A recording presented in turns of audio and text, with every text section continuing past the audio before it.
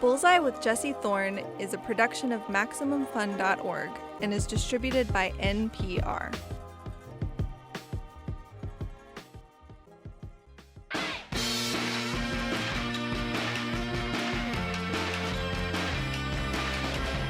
It's Bullseye. I'm Jesse Thorn. I want to tell you about this kids show called City of Ghosts. It's available right now on Netflix. So, I will say first that it is a little hard to explain, but let me start with the animation, the look of the show. The characters are three-dimensional. They're mostly children. They look a little bit like more thoughtfully created Nintendo Wii avatars. The show is set in Los Angeles, where, by the way, we record Bullseye. And the backgrounds are real places that thousands of people here in LA encounter every day. A subway station in Koreatown, a skate park in Venice, restaurants in East LA. The premise of City of Ghosts is pretty simple. It's framed as a documentary, and your hosts are a group of kids who are all members of the Ghost Club. The Ghost Club, as the name implies, gets reports of ghosts in the city, goes to find them, and once they do find them, sits down to interview them. The members of the Ghost Club are voiced by kids with little to no acting experience. The questions they ask the ghosts sound genuine because they are genuine. And the ghosts and the other adults in the show are also real people, telling more or less real stories. City of Ghosts takes the real world we live in, sometimes a scary, alienating place, and combines it with a plot device that can be even more scary, ghosts. And despite all that, it isn't a scary or alienating show. In fact, it is the opposite, warm, inviting, and illuminating. It gives the viewer, whether that viewer is a kid or an adult, a better idea of the world around us without sacrificing our capacity for imagination. That's all hard to do, but Elizabeth Ito, the show's creator, has managed to pull it off beautifully. Before we get to my interview with Elizabeth, I wanted to play you a little bit from the show's first episode. This scene features an interview with a ghost named Janet, who's haunting a new restaurant in Boyle Heights in LA. Janet is voiced by Judy Hayashi.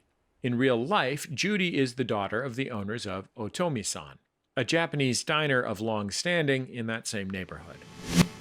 Well, so my mom used to own a cleaners. So I would, after school, go to her cleaners, and I would do my homework at the cleaners until she finished.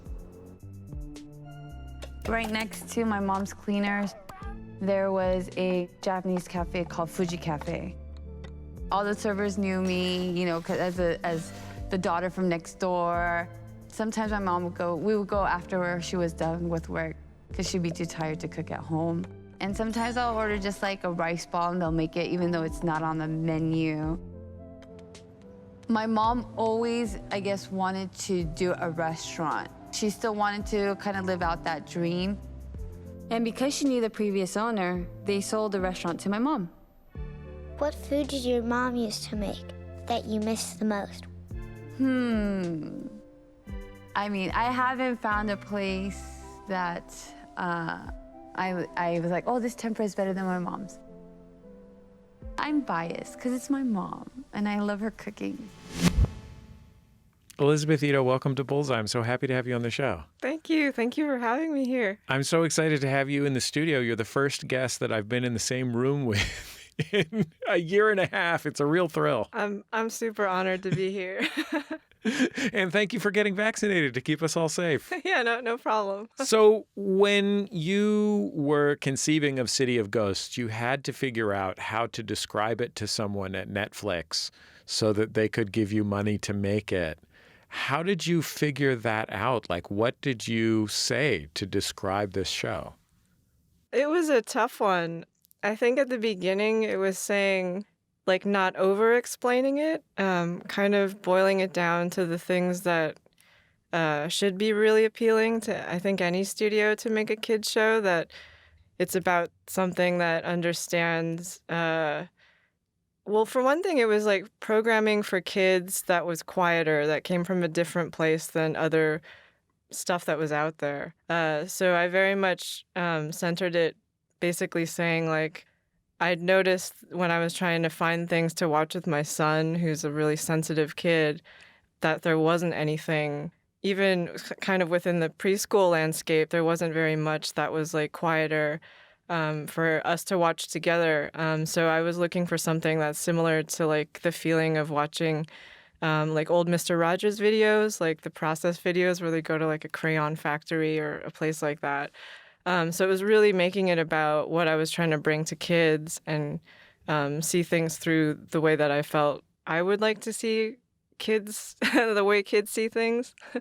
Yeah, I do feel like, having watched a lot of kids' entertainment, because I have young kids as well, that the surface take, the first level take, is kids' entertainment is so dramatically better than it was when I was a kid. Like, the difference is absolutely night and day. I can name a few good shows from my childhood that are actually good, like Mr. Rogers and Sesame Street.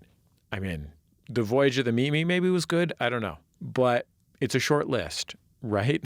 I think Batman maybe was actually good. I'm not 100% sure on that. But I'm really impressed with the Voyage of the Mimi inclusion. Like, I was I'm way very into happy that. with that. I was way into that show. I was way into the deaf lady showing tiny Ben Affleck how to gather water with a tarp, condensation on a tarp.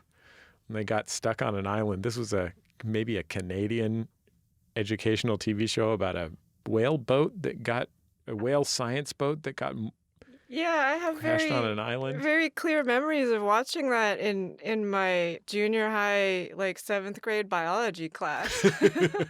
I think I watched it when I was staying home sick from 7th grade. So television shows are much, much better. But often I think the way that they are better is that they follow the kind of Nickelodeon kids TV show revolution of the 1990s, which is that just a lot of stuff happens and it's very arresting and pretty funny, even for adults often, but it can feel a little assaultive. Did you notice your kids like having a little bit, like there's something that hooks into kids from that, but it also sometimes can leave them a little jittered by it? Yeah, I think I also get jittered by it, to be totally honest. Like, I mean, in the most selfish way, I make a lot of the stuff I make for myself more than anybody else. And like, I honestly get really tired at how fast stuff cuts sometimes. Like, similarly, it's like when your kids are really little, they always tell you, don't show them stuff that cuts really fast because you're going to ruin their brains for the rest of their lives. So I think that was another factor that went into me like searching for more stuff to watch with my son, that I wasn't going to destroy his brain somehow. And yeah, there's very few things you can find currently that, yeah, sometimes even when there are things that are likable, that don't cut really fast to keep up with everything else that catches their attention that way. Yeah. The show is also about cities generally, and Los Angeles specifically. Was that always part of the idea?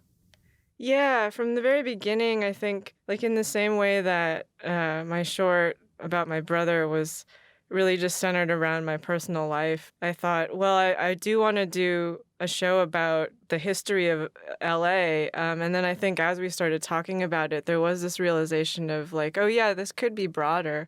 But yeah, definitely starting with the idea that LA was a place that was really unique, and I wanted to capture how that is for me, like why that is for me. Do you remember seeing shows when you were a kid that were about the city in a way that you related to as a kid who grew up in LA? And I mean the city like broadly, not even just the city of LA, but just the idea of cities. To be honest, like some of my fondest memories of programming that was really specific to here was like Healhauser.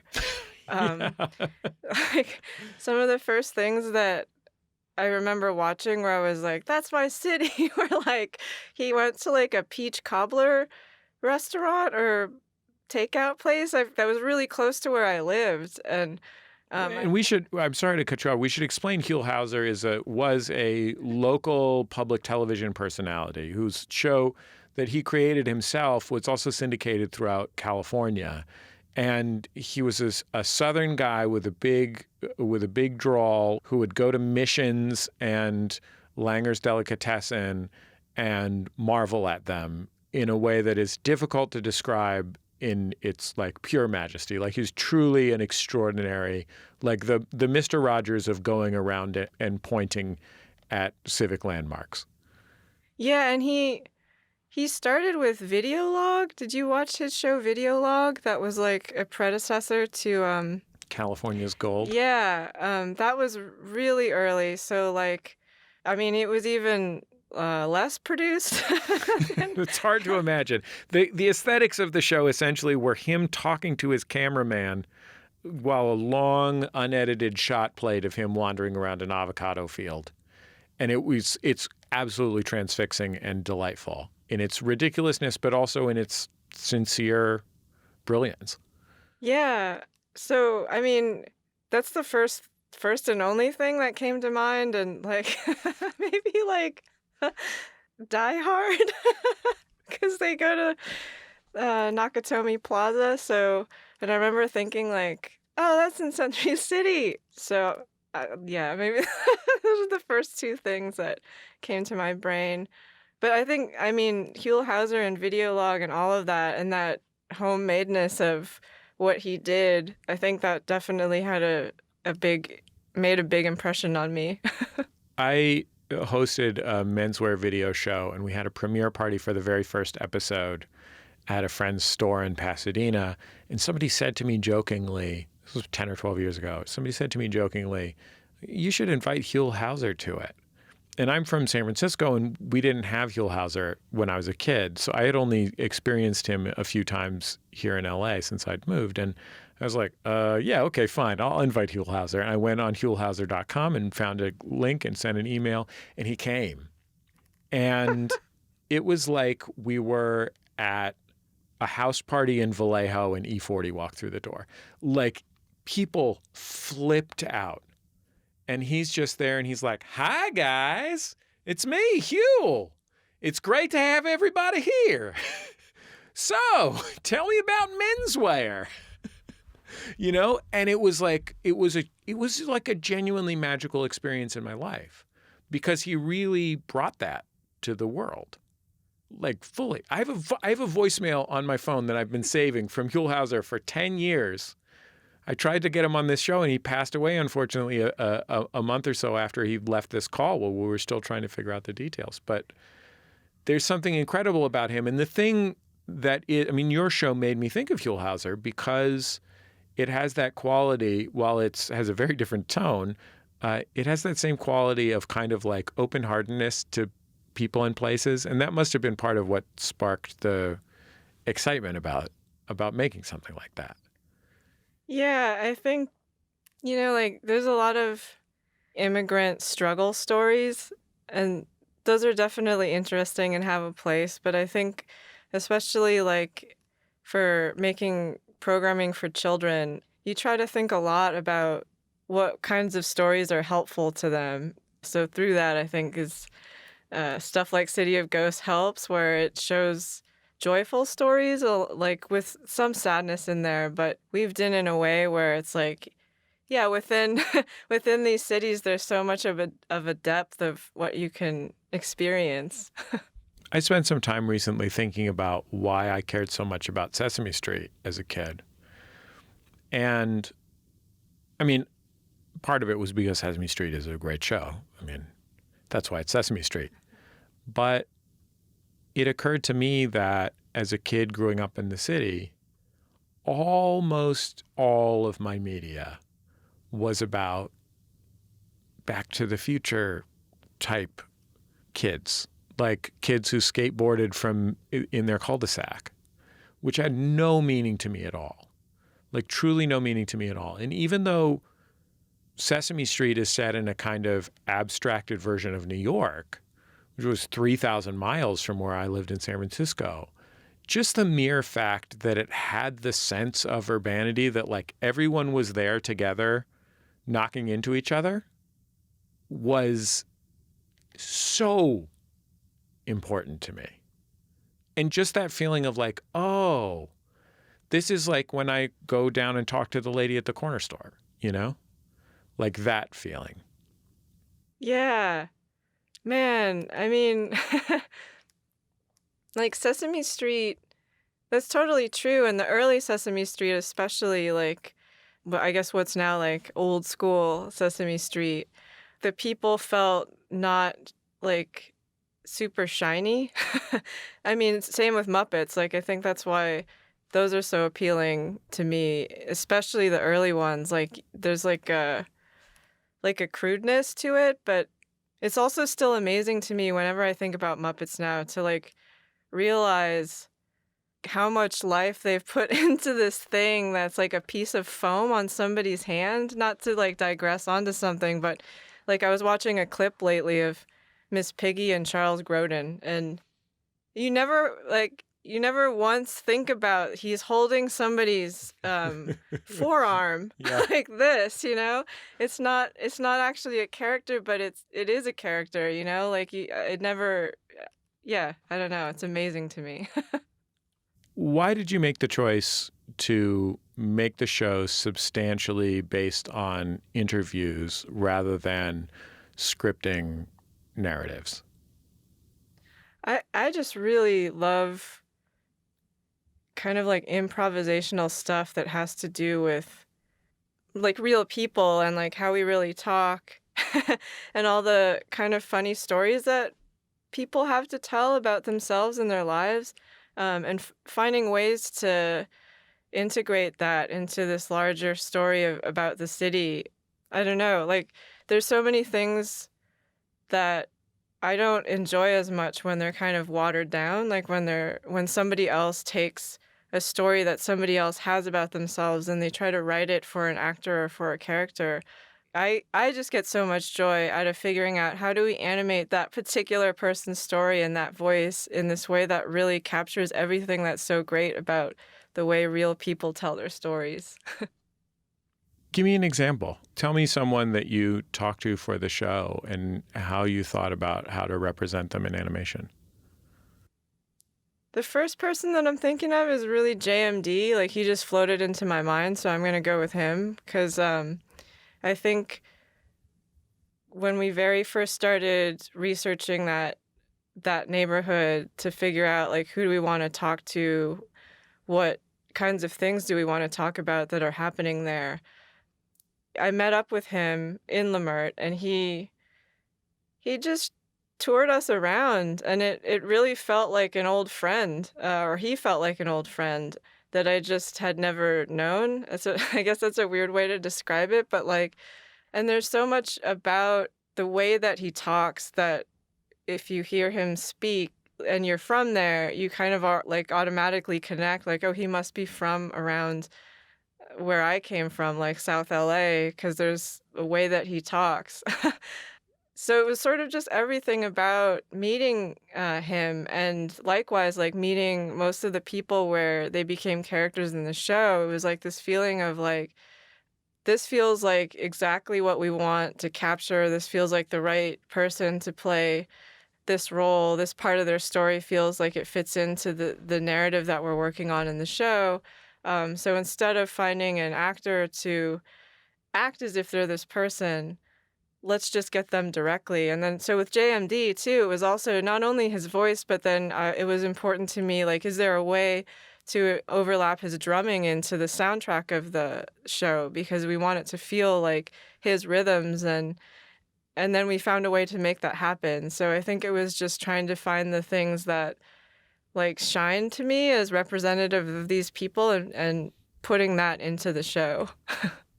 Let's hear a little bit of JMD from the episode of City of Ghosts that's about Lemert Park here in Los Angeles. In this scene, there's a kid detective interviewing JMD, who is in the show a ghost.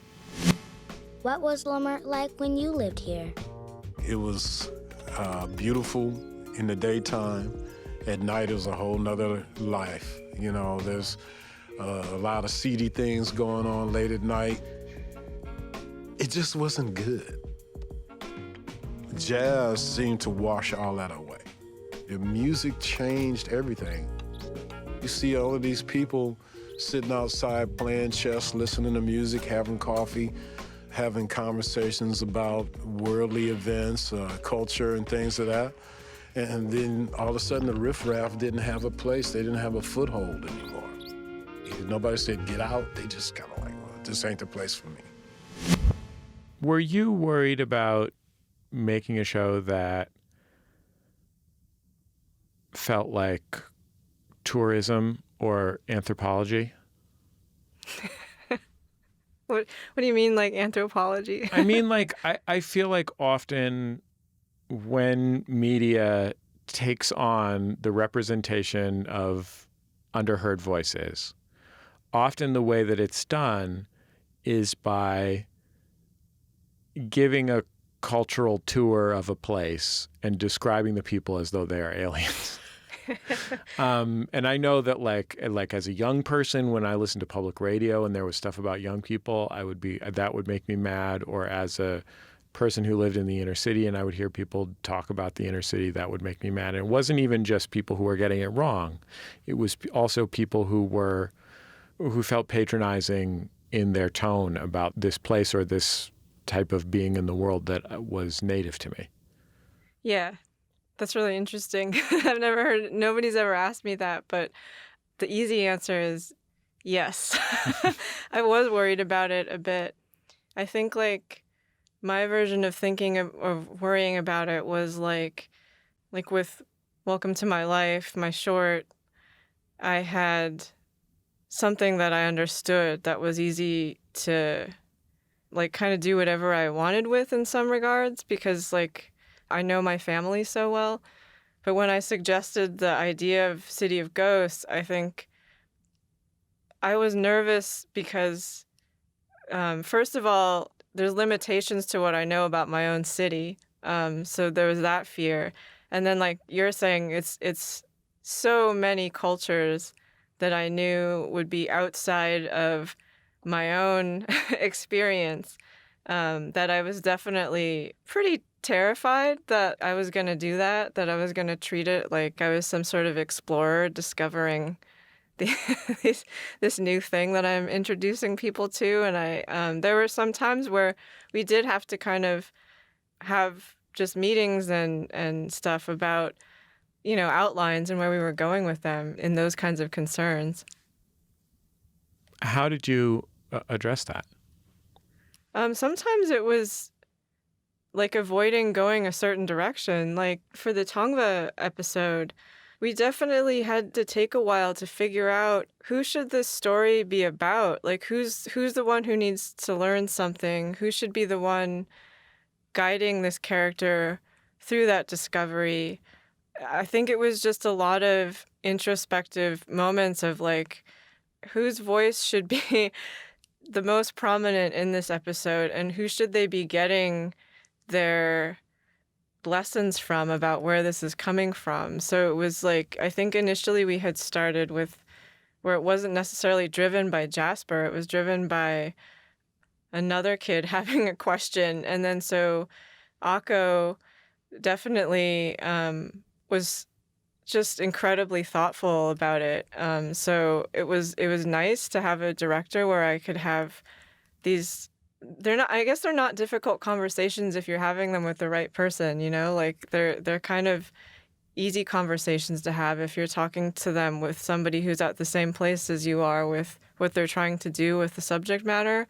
So I felt that was a really fortunate thing to have people that I could talk to like that. We'll finish up with Elizabeth Ito after a quick break. When we come back, has Elizabeth seen any ghosts in real life, and what were they like? The answer in a minute. It's Bullseye from MaximumFun.org and NPR. This message comes from NPR sponsor Fidelity Wealth Management. VP Dylan Sanders shares why it's important to understand clients' values. At times, it feels difficult to work towards just a dollar amount, and having a conversation about what wealth is for brings excitement and purpose to all the work in getting there. To learn more, go to fidelity.com/wealth. Fidelity Brokerage Services, LLC, member NYSE, SIPC. What happens to police officers who get caught stealing, lying, or tampering with evidence? Each week, we open up an internal affairs investigation that used to be secret to find out how well the police police themselves. Listen to On Our Watch, a podcast from NPR and KQED. From the internationally acclaimed creators of Who Shot Ya comes the movie podcast Maximum Film, starring producer and film festival programmer Drea Clark as a woman bound by passion. I saw this 8 months ago on the festival circuit, and I loved it. Film critic Alonso Duralde as a man corrupted by greed. Why watch one Hallmark Christmas movie when I can watch 7? And comedian Ife Wadiwe as a man protecting a love that society simply won't accept. I think Pacific Rim is a perfect movie. And if you can't accept that, then I want you out of my life. From the makers of the movie podcast Who Shot Ya comes Maximum Film. That's right. We changed the name of our show to Maximum Film. But don't worry, we're still a movie review show that isn't just a bunch of straight white dudes. So tune into Maximum Film at MaximumFun.org or wherever you get your podcasts. Welcome back to Bullseye. I'm Jesse Thorn. If you're just joining us, I am talking with Elizabeth Ito. She's a writer and animator who's worked on Adventure Time, SpongeBob SquarePants, and more. She just created the beautiful new show City of Ghosts on Netflix.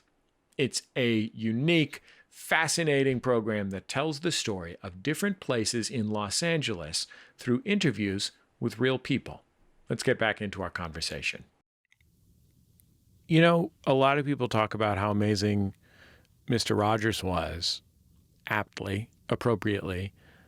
We talked about Healhauser and how amazing he was, and I was trying to think what it was that led me to connect the two of them in my mind, which they certainly are.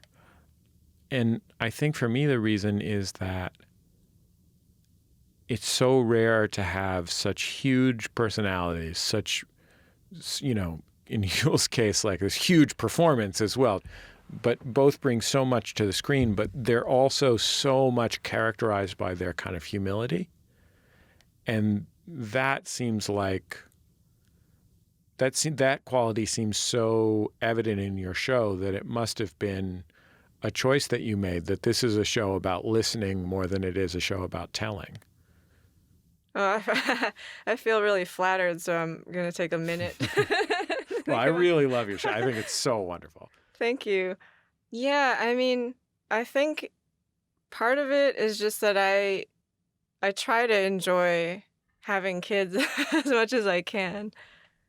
But like part of that is just I'm so appreciative of how funny kids are, and I think some of that comes from having a mom who is a public school teacher, you know, and a good public school teacher, you know, where I knew she really cared about the kids, and I would hear just when she would come home, like, I mean, just how much it meant to her to kind of listen to the kids that were in her class. Like, you know, different kids have different abilities for learning. They have different needs for how they learn, and feeling like she was always really sensitive and aware for that. So I think, like, especially after I had kids, I was like, man, there needs to be more stuff out there for kids to celebrate how weird and funny and unique they are. And I think my feeling was like, there's a lot out here that's trying to sell them something, but I really want stuff that just genuinely like gets them to laugh, gets kind of the weird kids. Like I was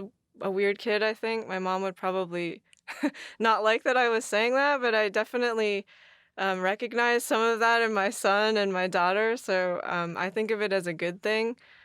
But like, I'm really happy to hear that about the show, because I was also really happy to sort of have this feeling that I created a working environment that was similar. Like I think the people that ended up working on the show all just like really appreciated having a show that also like listened to the creatives that were on it, where they had this opportunity to kind of like not feel nervous if they wanted to question something, or not feel nervous if there was like something where what if we did it a different way, that if they came to me to ask me about that kind of stuff, I really wanted to listen to that and I really wanted to hear it. So, I mean, within reason, like obviously there's points where you're like, nope, we can't do that.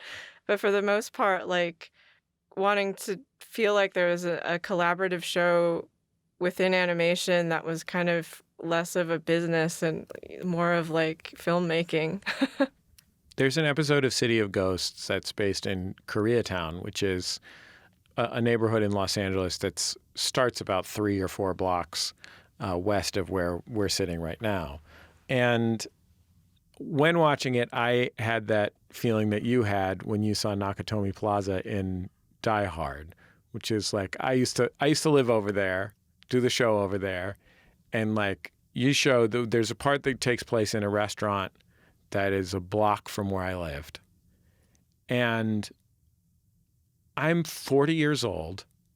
I've lived in Los Angeles, the most filmed city in the world, for 12 years or 14 years or something. And I work in entertainment.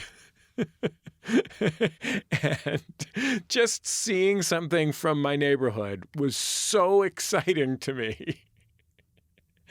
And I thought, why did she choose to make this show's places real places? Because the background painting, so to speak, I'm sure you make it on computers, but the background painting, so to speak, of these episodes are photographs of places. So why are they real places and not just pictures that somebody drew that show the ideal qualities of a certain type of place for your certain story that you're telling? Again, I think kind of going down this path of doing like hybrid documentary animated stuff. When I first started doing it with my short, the thought was just, well, actually, like if I back way up, it's because I started playing with putting my drawings into Instagram back before they had a lot of stuff where you could just put stickers in or things like that. And it got kind of a good response, and I really enjoyed doing it. And then when I got to do my short at Cartoon Network, I thought, well, maybe there's something to doing something like that, but animated, so that when you're using real voices and you're trying to make it feel real, that you ground it by actually having the backgrounds be real.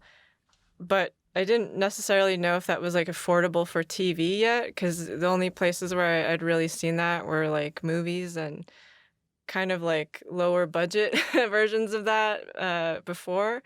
And then I also just thought it would be a combo of like photos and probably like CG animation, because I want them to look like they actually exist in the space. But also, like, similarly, the only CG animation that I'd really seen on TV was maybe like Garfield. And I was like, I don't want Garfield, but we'll see. Maybe there's somebody who'll give me. Maybe Odie. Yeah. Nermal might come into it at some point. Nermal, yeah. Or Eileen, was Arlene? Was that somebody's girlfriend? Yeah, John's girlfriend, I think. Yeah, that sounds right.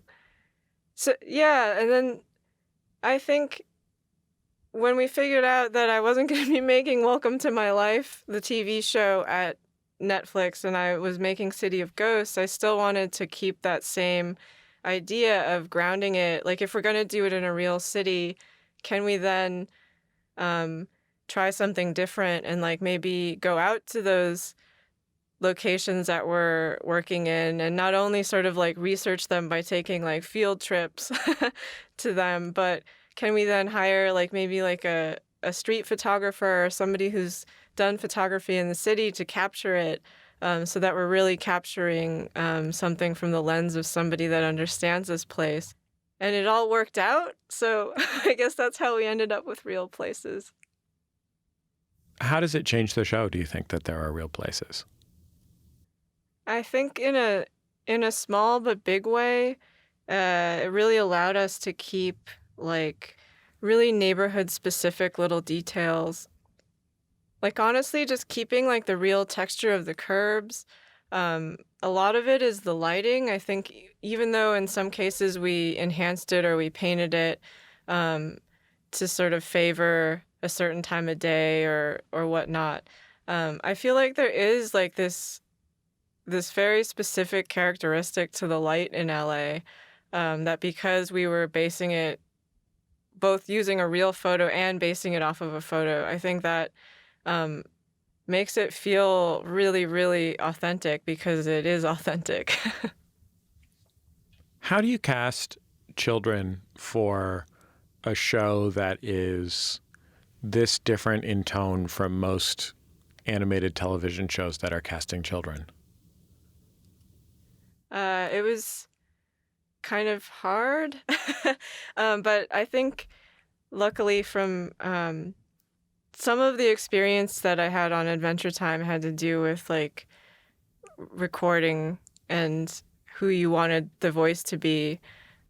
There were like a lot of things really early on in Adventure Time where it was like, we want people to talk with their real voices. We want them to sound like the people that we're asking to do the voices.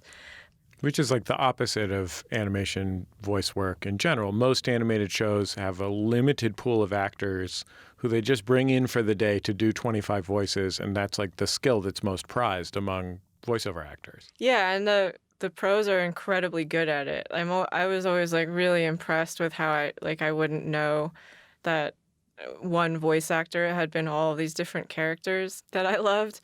But like, yeah, for my show, it was like such a different thing, similar to what we would look for on Adventure Time. I really wanted the kids to sound like little kids, kind of like how old Charlie Brown cartoons are. And even more so in a way where it's like I wanted them to not sound scripted. Like I really wanted them to sound as if they were kids that would be shouting these things out or asking these questions. So it was really just saying, okay, first, like, honestly, we couldn't cast real actors because it was like this thing where if we wanted to cast non-SAG people to voice our show, we couldn't cast any SAG people. So that was already a limitation. So it was saying, hey, we need to reach out to kids, but they can't kind of like already be professional voice actors. So that's one thing. And then another was just like kind of watching a lot of auditions of kids and working with a really good casting director to sort of like find kids who were local also to where we were at so that they would sound like the kids that they were playing. When you say local to where we were at, you don't mean local to Southern California. No, I specifically mean like local to like Hollywood. I guess Hollywood could be central to a lot of the neighborhoods we touched, like Koreatown or West LA or Leimert. I don't even know how to describe this entire coincidence, except it's just that like we picked the voice of Eva, we recorded her for a few, and then we decided to set the Leimert episode at Hot and Cool Cafe, and then it turned out her mom co-runs that place. So she says she's from Leimert Park in the episode, and she really is like definitely from Leimert Park. So yeah, that's one very specific example of like very local. How did you end up having one of the kid characters in the show be non-binary? That again was sort of like a choice based off of kind of like my feelings about how different kids have different lives in different parts of the city. My mom was a teacher kind of on the west side, like in Santa Monica area, which tends to be sometimes a little bit more forward thinking. But it's also just like, so part of it was that Thomas's character is they're supposed to come from West LA or Santa Monica. And I thought, oh, well, maybe this is an opportunity to have Thomas be non-binary or different in some way that's a little bit more embraced on that side of town.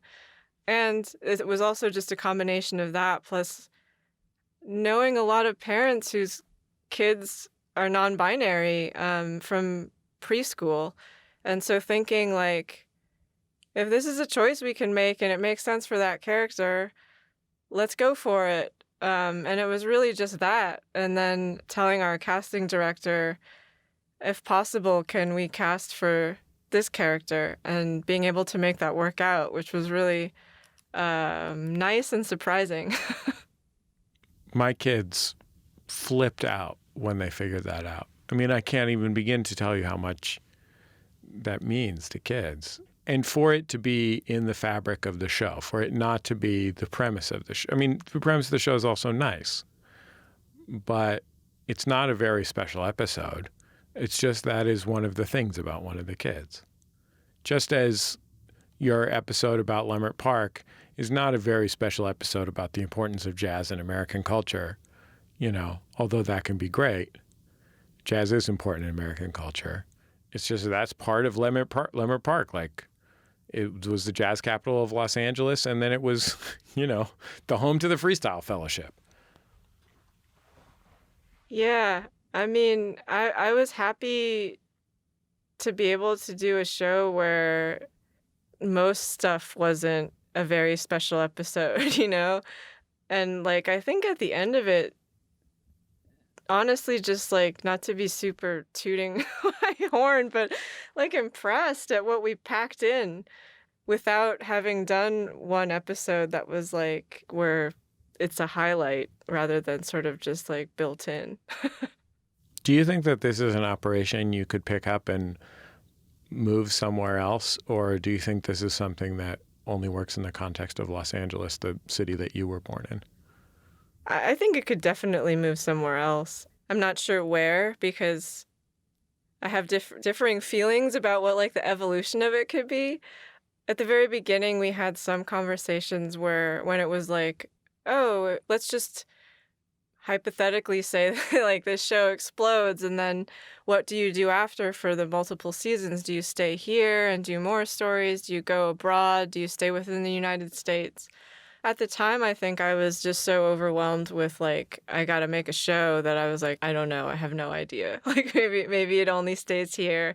I don't even know how many episodes I'm gonna make of this show that I haven't made yet.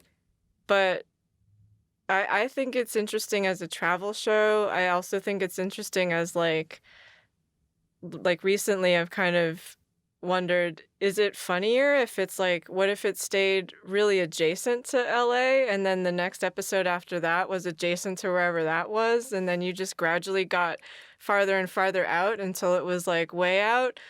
Because, like, part of me envisioned, like, is another kid starting their own ghost club in their city? Like, then do you go to that ghost club? So yeah, there's all sorts of ways that I've imagined it. Do you have any experience with ghosts? Yeah, when I was about 6 or 7, I saw a ghost in the hallway of our house that we're pretty sure was my great-grandmother, because it was, like, a leap year, and she was born on a leap year, and, I mean, she wasn't alive anymore at that point, so that was another factor. Yeah. Can you describe what that was like? I used to get really scared getting up to go to the bathroom at night when I was that age, which I don't know why I get so upset at my kids for not wanting to go in their own rooms now that I'm thinking about that. But so I had to go to the bathroom. I went to the bathroom and I was sitting there looking out into the hallway, and I thought I saw, like, a kind of like a foggy thing. So if you've watched the show, then, like, it kind of was reminiscent of, like, Janet the ghost in the first episode. And so I just yelled to my parents, like, somebody come help me, I'm scared. I think somebody was like, what's wrong? And I said, there's a ghost out here. And then somebody said, go back to bed. So that's what I did. And then the next morning, my dad was asking me about it. And he said he had seen it too earlier in the night, but he didn't want to come out because he was so scared. So he just told me to go back to bed. That's a powerful dad move there. Yeah. You know, what's really funny too is his friend, recently, a family friend who's lived in Eagle Rock since I was a kid, like since before I was born maybe, he lives nearby, so I live nearby him now, and he called me to say that he heard me on the radio or on the news. He heard me on the news, and he said, and you know, I got chills listening to you talking about your ghost story because I remember I came over to your family's house the day after that had happened, and I came in and I saw there was a camera. Your dad had a camera set up on a tripod aimed at like the corner, and I asked him like, "What's this about?" And he said the whole thing, and he had set up this camera because his plan was to take a picture of the ghost the next night. Like he had set it up with really high-speed film, and he was planning to like try to take a picture of it really covertly because he didn't want to disturb it. I don't know, like I thought that was a very funny, like weird memory of like my dad also trying to capture the ghost the second night. The ghosts on your show, though, aren't spooky ghosts. How would you describe what they are? I think the ghosts on my show they're just basically people that used to live here, or like kind of people that haven't stopped living here, even though they might not have a body anymore. But they still have opinions and they still have feelings. So they still want to talk to people about who they were and like what they did. Yeah, I think one of the things about living in the city, especially growing up in the city when you have a little more, maybe you probably have more sense of magic and wonder than I do, but you have this feeling of every physical place, a building, every part of the built world, but, you know, other places in the city too, parks and stuff. They have all lived a life that is far beyond your life. And there have been so many lives that have passed through those places in so many ways. And you are living with all of those things at the same time, in a way. And, you know, Los Angeles, maybe that's 100 years, or, you know, if you're talking about the Tongva people, you're talking about 1,000 years or 2,000 years or however long it was since people crossed that land bridge from Asia, right? And to me as a kid, it was something that I never didn't love about living in the city, that I was in this world that was like then and now at the same time. Yeah, it's a strange place that way. There's a lot of old theaters that are that give you that feeling no matter when you walk in them, I think. Like Bob Baker for sure is someplace that like there's something that's spooky about it to me, but I like it. This is a marionette theater in Los Angeles, famous children's marionette theater in Los Angeles that is profoundly spooky. I've seen their shows a number of times and found them to be distinctly spooky. Yeah, I think I saw somebody saying they have their show at like a show at Knott's Berry Farm now, and there's something really fitting about those two things going together. Well, Elizabeth Ito, your show is so beautiful, and I love it so much. I'm so glad that I got to see it and my kids got to see it. So thank you for taking all this time to be on Bullseye. Thank you for having me. Elizabeth Ito, our first in-studio interview in over a year. Thank you to her for getting vaccinated and for being so charming and smart and funny. If you haven't seen Elizabeth's show, City of Ghosts, I cannot recommend it enough. It is just breathtakingly beautiful and incredibly calming, a rare quality in children's television these days. And it's also just a beautiful investigation of other people in the world, without pretense or baloney. Just open hearts and open minds. It's a wonderful show. Good for kids, good for grown-ups. Watch it. You won't regret it. That's the end of another episode of Bullseye. Bullseye is created from the homes of me and the staff of Maximum Fun in and around greater Los Angeles, California. Although, as we mentioned, Elizabeth Ito was kind enough to come to the studio fully vaccinated. Get vaccinated if you're not and you're able. At my house this week, I decided to put down some sisal floor covering. Sisal is a type of grass. It's kind of scratchy, but it looks nice.